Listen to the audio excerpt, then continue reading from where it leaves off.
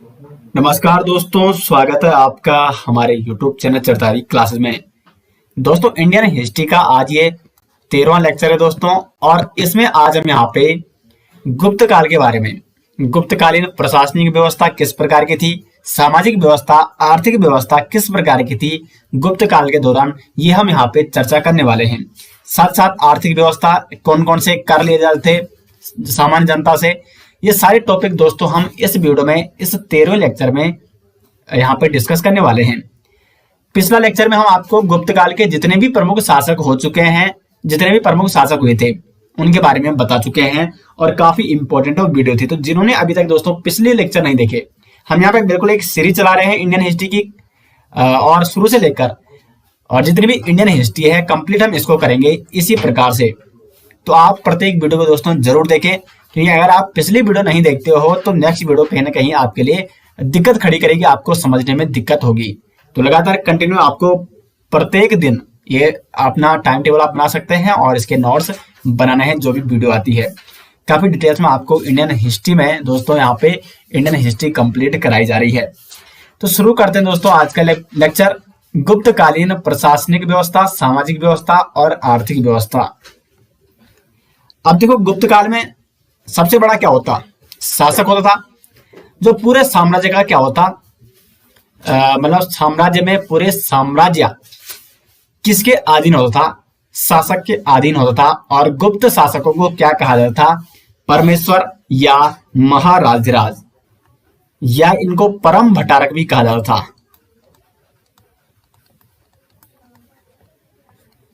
और इस समय राजाओं की जो तुलना होती वो सूर्य से होती, कुबेर से होती थी, विष्णु से होती थी।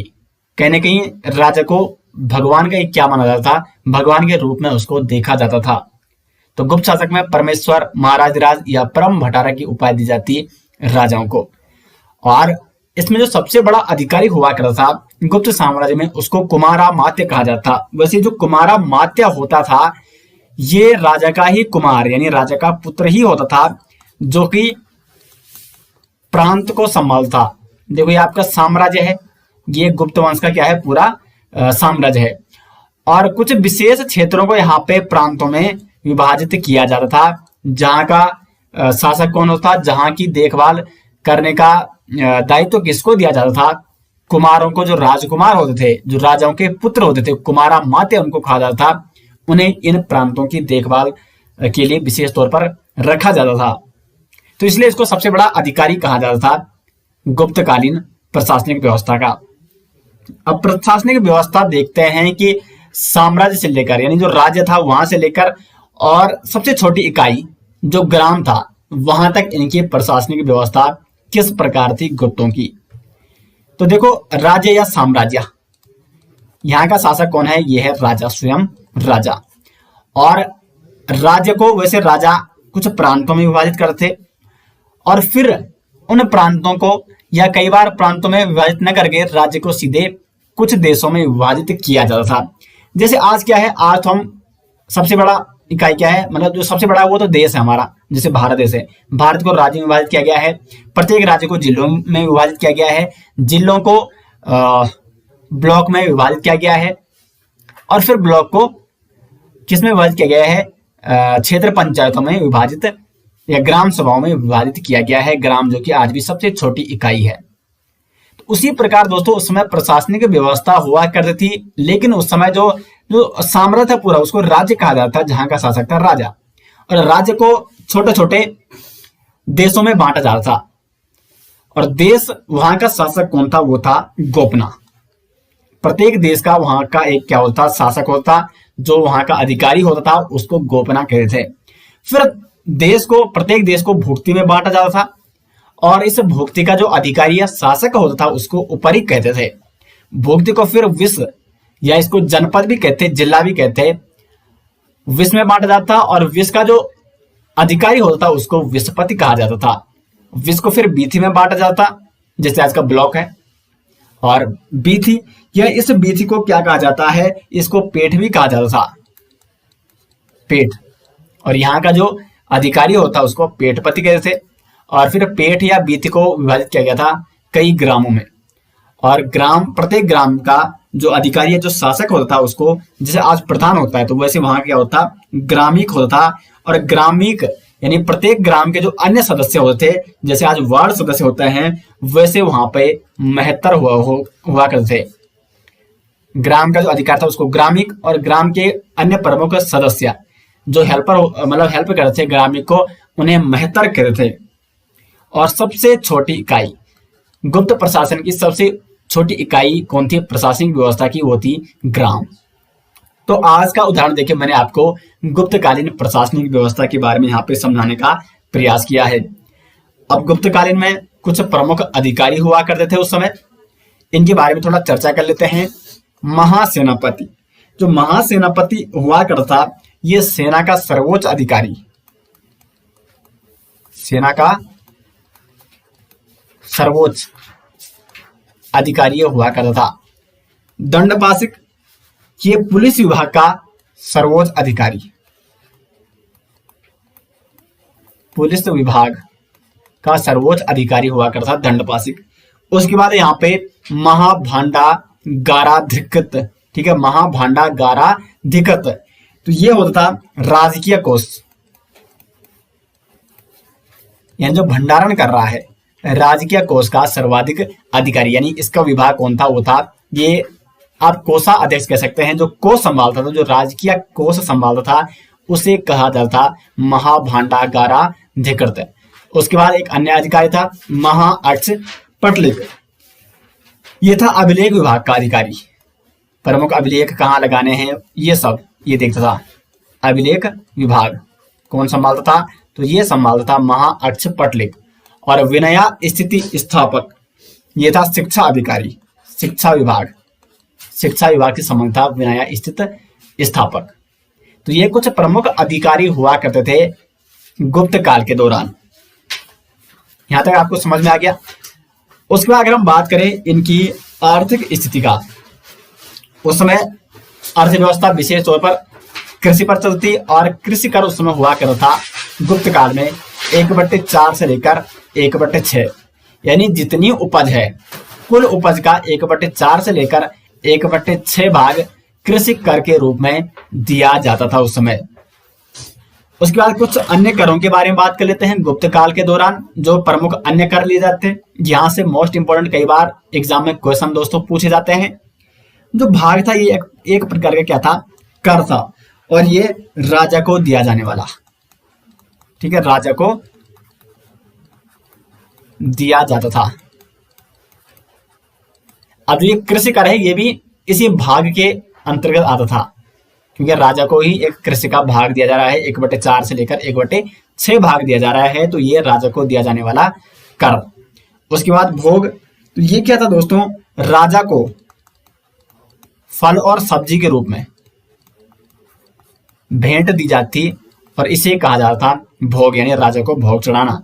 उसके बाद उपरी, ये अस्थायी कृषकों से लिया जाता था। कृषक उस समय 2 प्रकार के हुआ करते थे। अस्थायी कृषक यानी जो दूसरों के खेतों में कार्य करते थे, अपना गुजर बसर करते, या दूसरों से खेत लेते कुछ दिनों के लिए और उस पर कृषि करते थे, तो ये अस्थायी कृषक कहलाते, और इनसे लिया जाने वाला कर कहलाता था उपरी।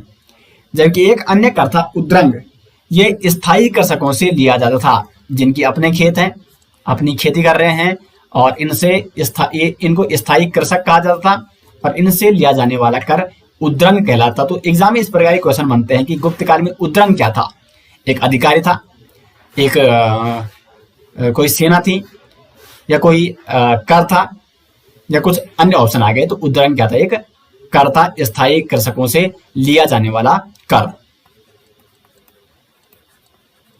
लिया पूरा आप इस प्रकार से लिख सकते हैं।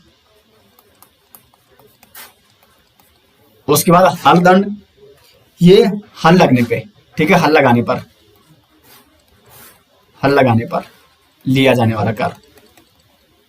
और शुल्क, ये सीमा हो गया, या किसी को कुछ बिक्री करनी है वस्तुओं पे लगने वाला कर, ये शुल्क होता था। तो कुछ प्रमुख राजस्व या कुछ प्रमुख कर जो कि गुप्त काल में लिए जाते थे, उनके बारे में हमने यहाँ पे चर्चा कर ली है। गुप्त काल में कृषि से संबंधित एक और व्यवस्था भी थी दोस्तों, सामंती व्यवस्था। सामंती व्यवस्था का यहाँ पे काफी प्रचलन था, यानी जो अधिकारी हुआ करते थे, जो राज्य के प्रमुख अधिकारी हुआ करते थे, उनको वेतन की जगह क्या दिया जाता था, भूमि दान दी जाती थी, भूमि, और इस भूमि पर उसका पूरा अधिकार होता था उस सामंत का। और धीरे धीरे सामंत के पास क्या हो जाता, बहुत ज्यादा भूमि हो जाती, क्योंकि लगातार अगर किसी को भूमि दान दी जा रही है तो कहीं ना कहीं उस पर भूमि क्या मतलब काफी उसकी भूमि में इजाफा तो होगा। तो भूदान देने की यहाँ पे व्यवस्था थी, इसको सामंती व्यवस्था कहा जाता था, भूमिदान या भूदान देने की व्यवस्था। और यहाँ पे कृषि संबंध यानी भूमि से संबंधित एक अधिकारी हुआ करता था, महाखपटलिक।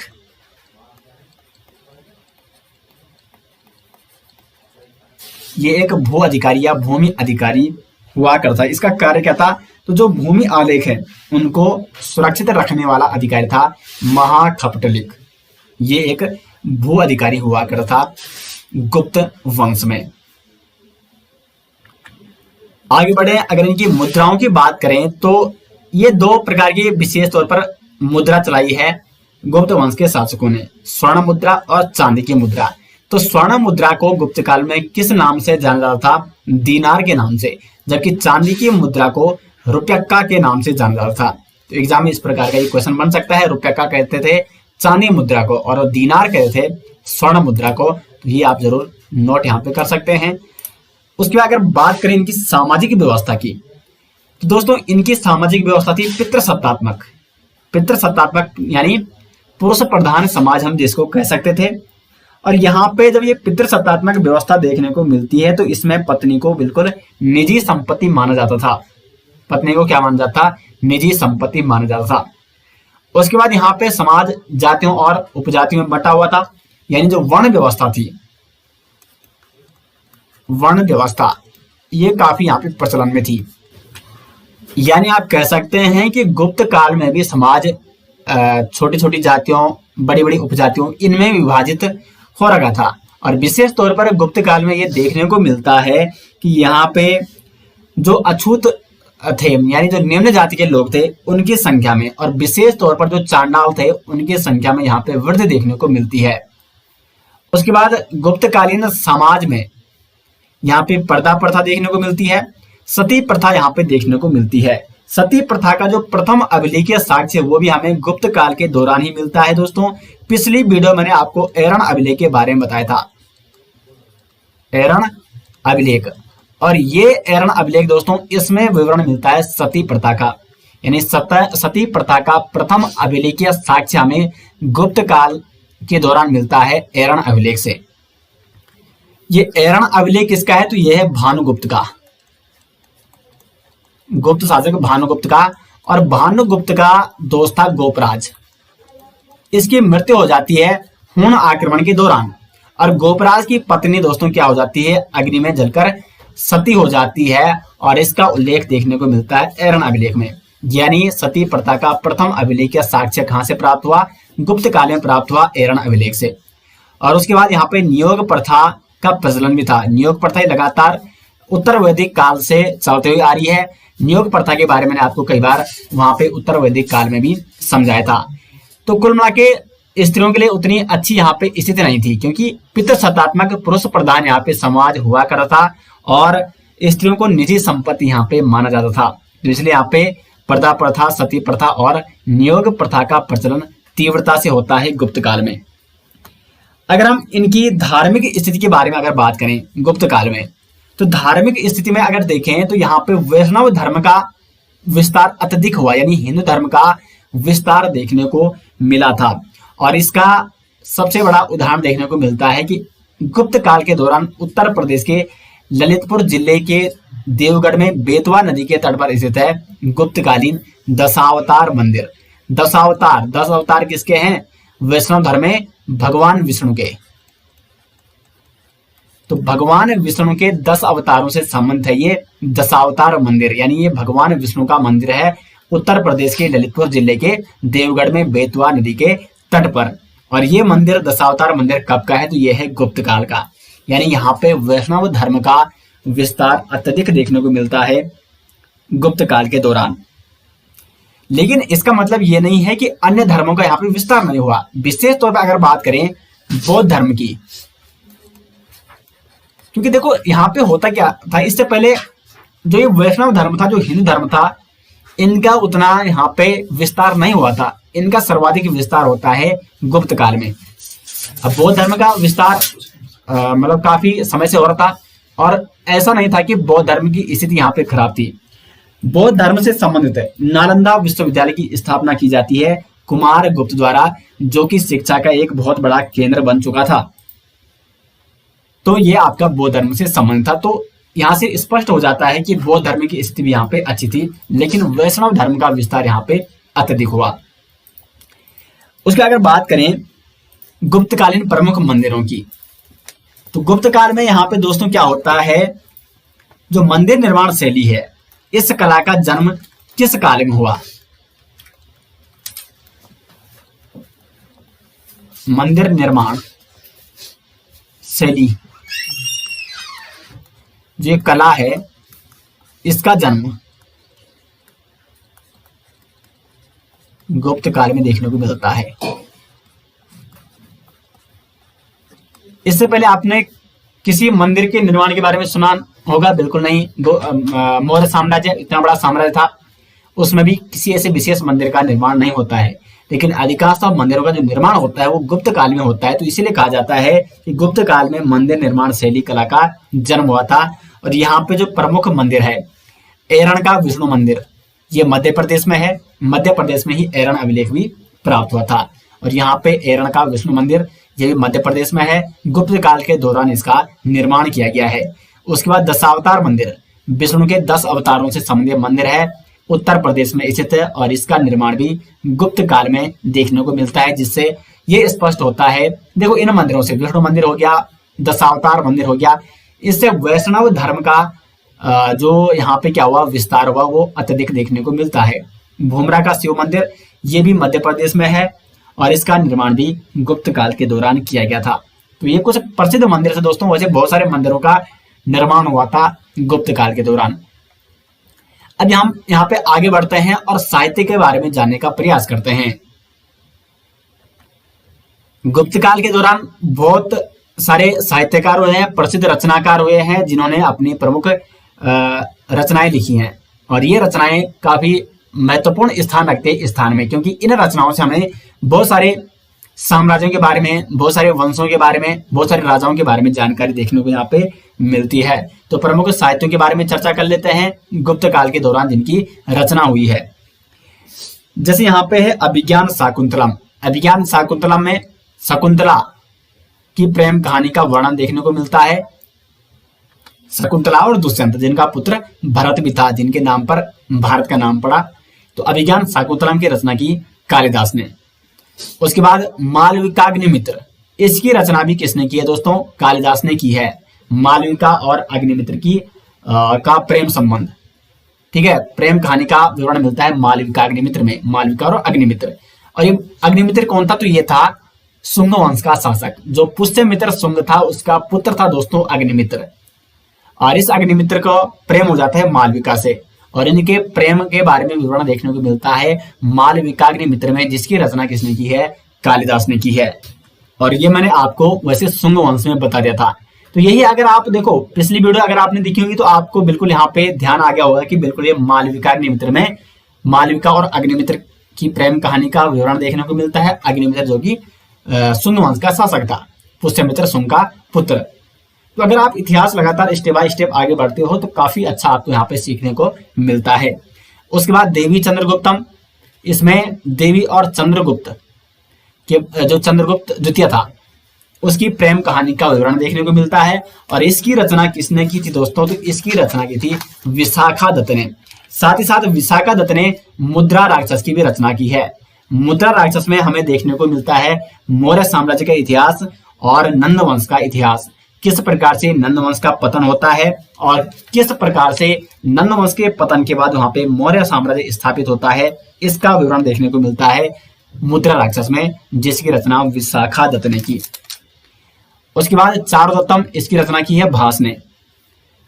और प्रतिज्ञाए गंधराणायम, ठीक है, प्रतिज्ञाए गंधरायणम, इसकी रचना भी किसने की है दोस्तों? इसकी रचना भी भास ने की है।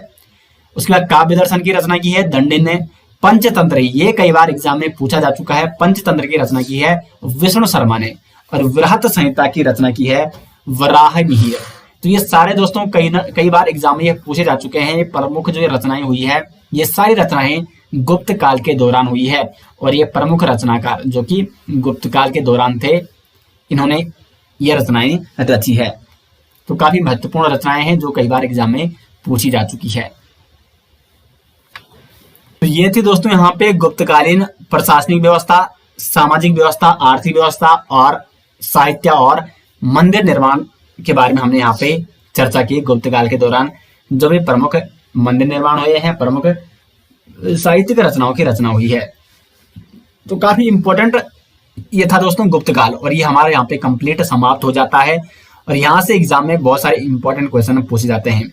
गुप्त काल के राजाओं से संबंधित क्वेश्चन, गुप्त काल की जो ये व्यवस्था थी, प्रशासनिक, सामाजिक, आर्थिक, साहित्य, मंदिर, धार्मिक स्थिति, यहाँ से भी क्वेश्चन एग्जाम में पूछे जाते हैं। तो आपको दोस्तों ये सीरीज कैसी लग रही है कमेंट में आपको जरूर बताना है। और देखो आपको करना क्या है, लगातार आप जैसे वीडियो देखते हैं तो उसके नोट्स तुरंत उसी समय वीडियो देखने के दौरान बनाए कीजिए। उसके बाद लगातार रिवीजन भी करना है और कोशिश किया कीजिए कि स्वयं आपको एमसीक्यू बनाने हैं।